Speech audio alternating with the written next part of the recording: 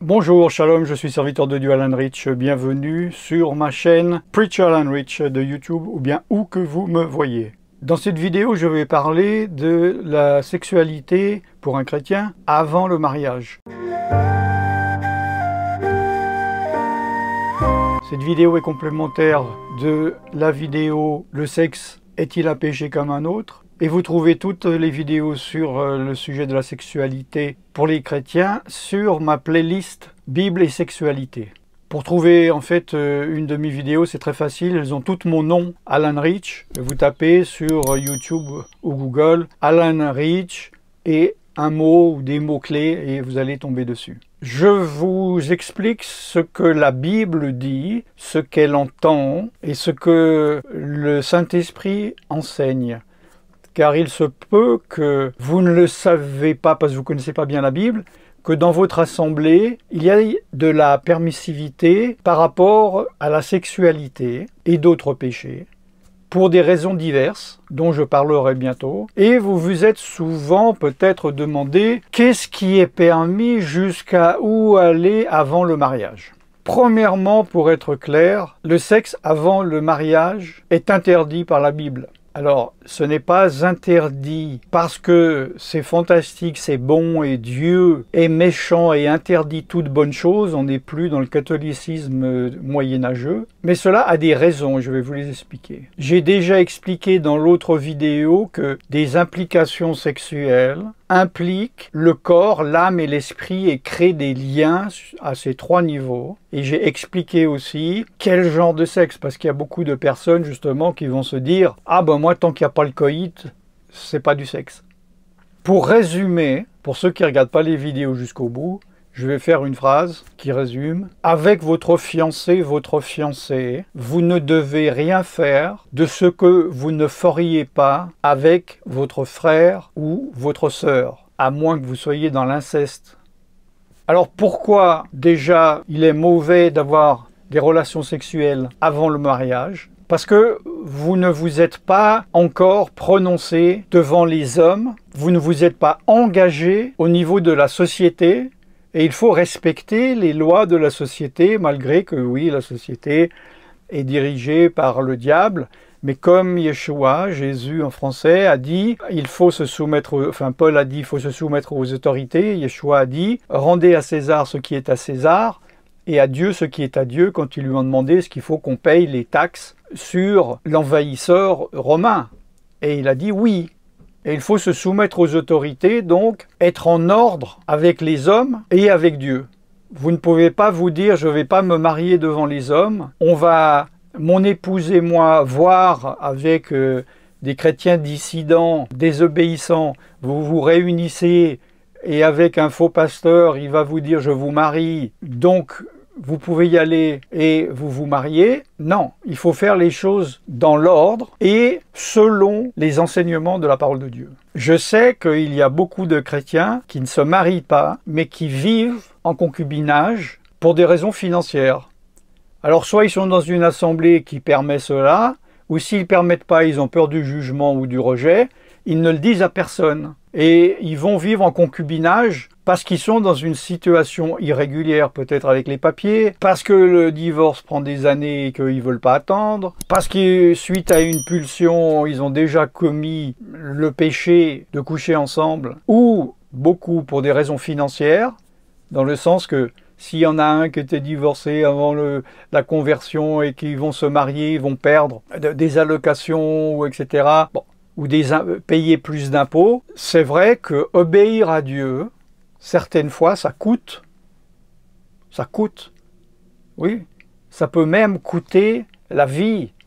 Et je ne sais pas si celui qui veut économiser de l'argent et qui est prêt pour un peu d'argent à désobéir à Dieu, s'il pense, oui, le jour où je dois donner ma vie à Dieu, je le ferai.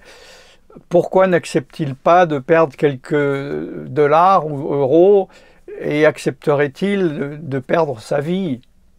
Les relations sexuelles et l'intimité, c'est dans le cadre du mariage, donc approuvé par les hommes, c'est-à-dire se marier administrativement à la mairie ou bon, selon votre pays, et devant Dieu, devant la communauté des chrétiens, devant la congrégation. Maintenant, j'ai bien dit sexualité et intimité. Parce que la sexualité, ça ne commence pas du tout quand il y a coït, commencement de pénétration. Non, ça, c'est déjà bien avancé dans l'intimité. Et la sexualité commence dans l'intimité. Comme je l'ai dit, vous ne devez rien faire de ce que vous ne feriez pas à votre frère ou à votre sœur. Alors, tiendriez-vous la main de votre frère ou sœur en se promenant? Oui. Feriez-vous un bisou sur la joue? Oui.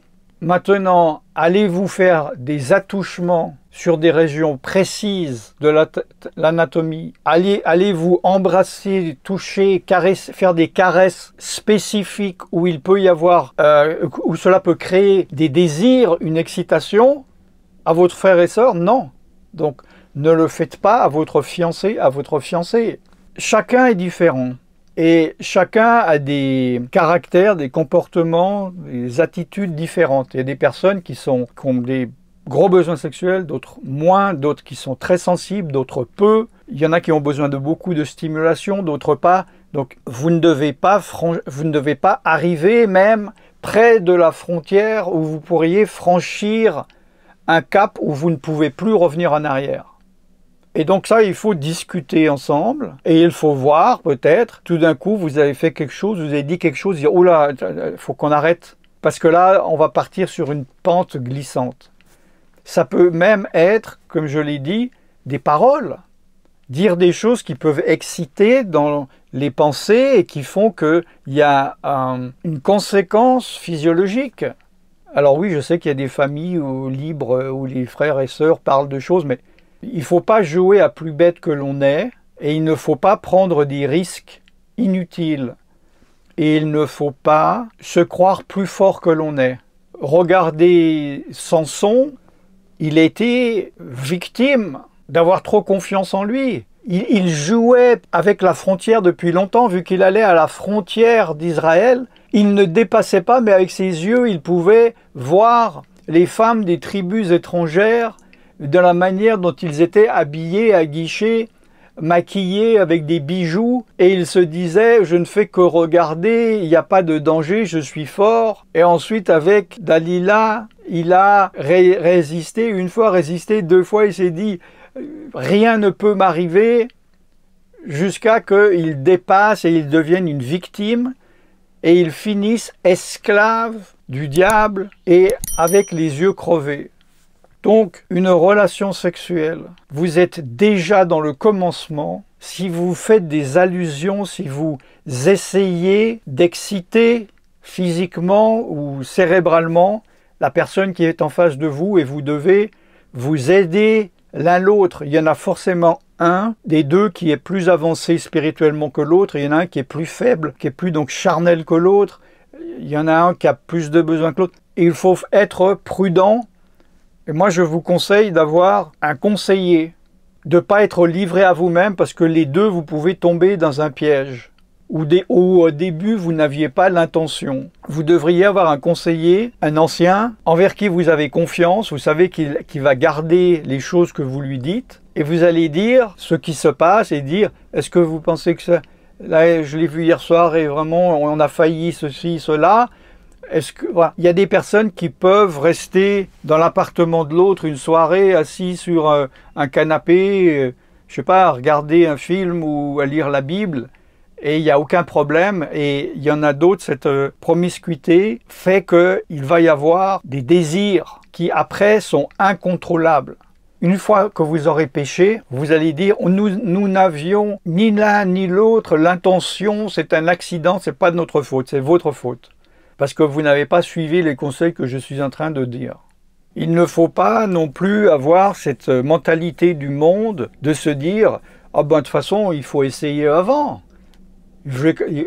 On s'entend bien, tout ça, on va coucher ensemble, parce que si ça ne marche pas, notre mariage ne peut pas marcher, couchons ensemble. » Et je sais qu'il y a beaucoup d'assemblées où il y a cette permissivité.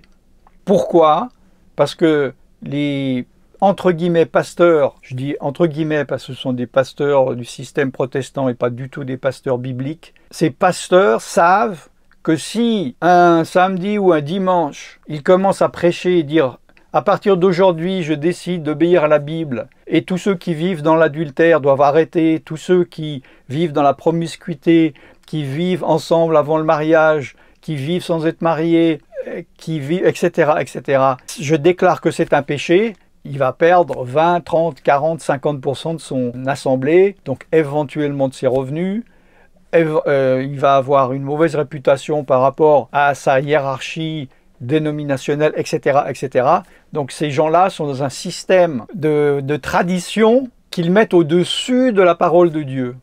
Je donne un exemple personnel parce que j'aime donner des exemples personnels parce qu'ils sont plus forts que si j'avais vu dans un témoignage une autre personne ou bien lu... Bon bref.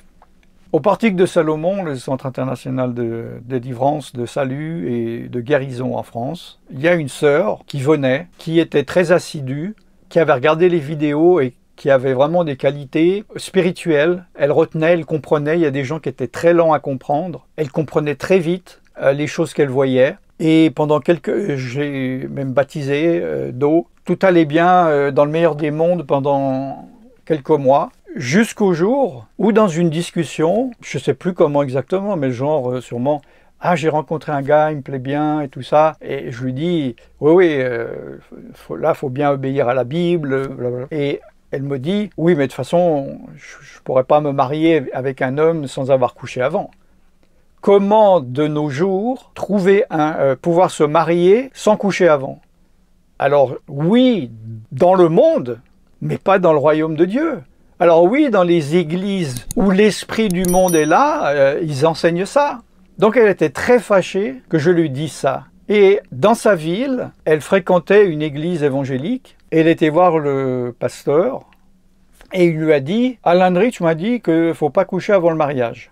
Et le pasteur lui a dit « C'est pas un vrai pasteur, c'est pas un vrai enseignant, ne l'écoutez pas, etc. » Et après, elle m'a contacté, elle n'est plus jamais revenue en disant « Oui, tout le monde dit que vous êtes quelqu'un de terrible, de mauvais, avec vos enseignements, blablabla, blablabla. » Voilà, je ne fais même pas de conclusion, faites votre propre conclusion par rapport à cette histoire. Les fiançailles, en fait, et si vous voulez que je fasse une vidéo spécifique à quoi servent cette période avant le mariage, ça sert à se connaître. C'est-à-dire, avant le début des fiançailles, vous êtes déjà connu, vous voyez qu'il y a de la compatibilité, et vous voulez mieux connaître la personne et vous voulez vous réserver pour éventuellement prendre la décision de vous marier. Donc, rentrer un peu plus profondément dans la relation pour connaître l'autre. Vous allez devoir connaître des choses que vous n'avez pas besoin de connaître d'un autre frère ou d'une autre sœur.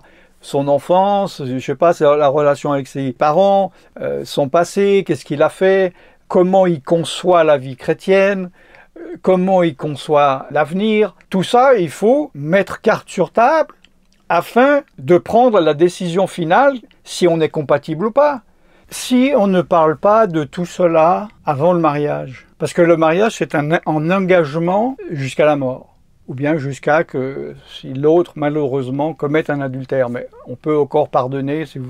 Je vais bientôt mettre une vidéo sur le divorce. Si tout d'un coup vous vous mariez, et par exemple, je sais pas moi, l'homme il dit je vais partir en Afrique parce que j'ai un appel là-bas, et que la femme, elle dit ah ben non, moi j'ai un appel en Suède. Ça va créer des conflits et des problèmes pendant toute la vie entière. Ou bien un qui peut avoir des problèmes psychologiques, qui peut cacher des choses, et il faut tout mettre sur la table. Combien de personnes, évidemment, vont se comporter d'une certaine manière avant le mariage et d'une autre une fois qu'ils sont mariés? C'est parce qu'ils ne se sont pas assez connus. Parce qu'au bout d'un moment, la personne ne peut pas prétendre. Et une sœur m'a dit « Ah, c'est merveilleux, elle a rencontré quelqu'un de merveilleux, puis en plus c'était un pasteur évangélique, jamais elle aurait pensé, etc. Il est merveilleux. » Et au bout d'un moment, il a commencé à la frapper. Et lui dit « La Bible dit, il faut se soumettre aux autorités. Et il faut te soumettre, la Bible dit, te soumettre à ton mari. Et en plus, je suis pasteur d'une assemblée. Si tu commences à dire à tout le monde, tu vas briser la foi des faibles. Voilà. C'était un manipulateur Et elle ne le savait pas. Évidemment, il y a des gens, ils cachent bien leur jeu. C'est pour ça qu'il faut prendre le temps non seulement d'écouter l'autre, mais se mettre devant Dieu et avoir la confirmation du Saint-Esprit que c'est la bonne personne. Vous pouvez vous dire, oh, cette personne est parfaite, elle est belle, elle est gentille, au ministère, elle fait ceci, on est compatible, tout va bien, c'est merveilleux, allons-y, gaiement, ne réfléchissons pas et ne prions pas. Mais justement, peut-être que ce n'est pas la bonne personne. Et au contraire, la personne que vous ne faites pas attention et vous dites « Oh ben non, c'est là ou celui-là, il n'est pas attirant, il ressemble à rien », alors qu'il a toutes les qualités cachées pour vous, ou bien vous avez les qualités pour que lui puisse éventuellement servir Dieu ou être accompli, etc., etc. Donc de toute manière, vous voyez quelqu'un qui vous plaît, avant même de vous fiancer ou de vous engager ou de prendre une date de mariage, ensuite vous marier, au tout début, il faut que les deux, vous vous mettiez devant Dieu pour dire « Seigneur, a priori, comme ça, vu de loin, on s'aime bien, on te remet ça entre les mains, Seigneur, et confirme avec, voilà, comme vous savez, ou bien infirme. Et à partir du moment où vous avez remis ça entre les mains de Dieu, Dieu va confirmer ou infirmer.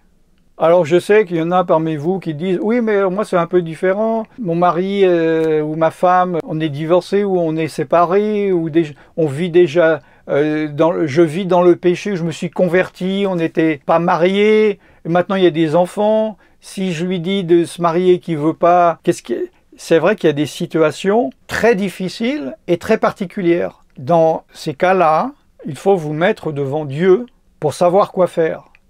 Dieu a une solution pour tout. Mais quand on fait des erreurs, il faut subir les conséquences. Oui, Dieu pardonne, mais il y a des choses, on doit subir les conséquences de nos décisions. Si maintenant je sors et je dis je vais faire un braquage et que je suis attrapé, que je suis condamné à 10 ans de prison, je peux dire « Oups, Seigneur, pardonne-moi, je regrette plus jamais, je le referai ». Je vais devoir faire 10 ans de prison et je peux prier tous les jours, sors-moi de là, Seigneur. Non, il y a des choses, il y a des conséquences qu'on doit payer. Et si on est dans un mauvais mariage, évidemment, à part si vous c'est un autre problème. Mais si c'est un mauvais mariage ou un mariage difficile, de nouveau, remettez ça entre les mains de Dieu. Je veux pas empiéter sur la vidéo sur le divorce, donc je vais m'arrêter ici. Je suis serviteur de Dieu Alan Rich et je vous bénis dans le nom tout-puissant de Yeshua. Shalom.